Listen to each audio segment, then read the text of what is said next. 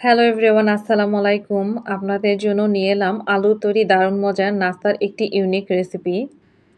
দারুণ মজার এই নাস্তার রেসিপিটি আমি কিভাবে করেছিলাম চলুন দেখে নেওয়া যাক। এই রেসিপিটি করার জন্য আমি নিয়েছিলাম আলু।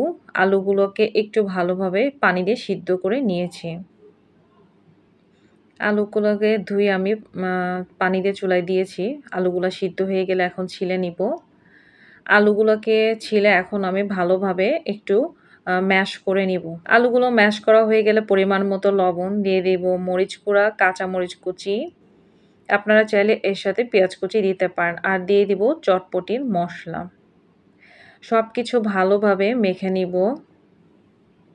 আলুগুলো মাখানো হয়ে গেলে 10 মিনিটের জন্য আমি রেস্টে রেখে দিব।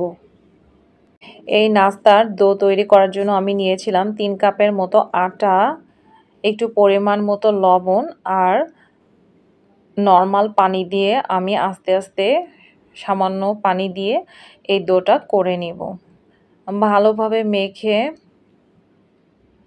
সামান্য একটু তেল লাগিয়ে 10 মিনিটের জন্য আমি রেস্টে রেখে দিব। বেশ ভালো করে আটাটা মাখাতে হবে, বেশি নরমও না বেশি শক্তও না। ডোটাকে 10 মিনিটের জন্য আমি রেস্টে রেখে দিলাম। এখন আমি একটা ব্যাটার করে নিব। দিয়েছিলাম 2 থেকে 3 টেবিল চামচের মতো বেসন,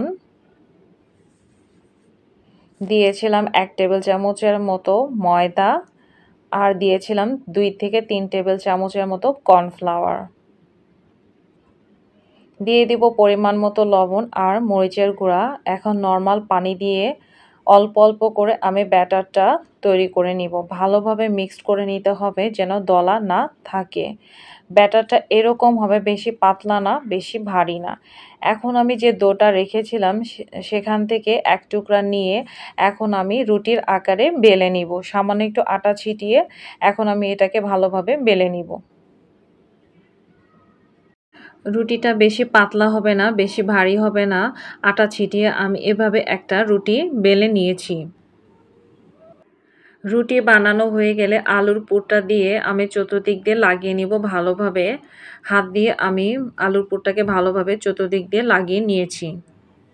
আপনারা চাইলে হাত দিয়েও ভালোভাবে দিয়ে দিতে পারেন। আমি চতুর্দিক দিয়ে আলুটা এভাবে লাগিয়ে নিয়েছি। পুরটা ভালোভাবে লাগানো হয়ে গেলে এখন আমি রুটিটাকে এভাবে ভাঁজ করে নিব। ভাঁজ করে একটু হাত দিয়ে 2 পাশে বেলে নিব, যাতে বেশি মোটা না থাকে। 2 পাশ সমান করে এখন আমি একটা ছুরি দিয়ে কেটে নিব। রুটিটাকে কেটে আমি মাঝখান থেকে 2 ভাগ করে নিয়েছি। এখন সে একটা রুটির টুকরা থেকে আবার কেটে ছোট ছোট পিস করে এভাবে কেটে নিব। 2 টুকরায় আমি এভাবে কেটে নিয়েছি। তারপরে হাত দিয়ে এগুলো চেপে চেপে একটু পিসগুলোকে সুন্দর করে দিব। সবগুলো পিস আমার তৈরি করা হয়ে গেছে। এভাবে করে সবগুলো হাত দিয়ে একটু চিপে চিপে একটু ডিজাইন করে নিয়েছি। এখন আমি এটার ব্যাটারে চুবিয়ে নিব। ভালোভাবে ব্যাটারে চুবিয়ে এখন আমি তেলে ভেজে নিব। ফ্রাই প্যানে তেল আমি গরম দিয়েছি। তেলটা গরম হয়ে গেলে এখন আমি নাস্তাগুলো দিয়ে দিব। আস্তে আস্তে করে সবগুলো নাস্তা এভাবে ব্যাটারে চুবিয়ে চুবিয়ে দিয়ে দিব। ভালোভাবে ব্যাটারটা লাগাতে হবে, তা না হলে নাস্তাটা ভেঙে যাবে। সবগুলো নাস্তা দেওয়া হয়ে গেলে চুলার জালটা বাড়িয়ে দিব। এক পাশ হয়ে গেলে তারপর উল্টিয়ে আরেক পাশ করে দিব।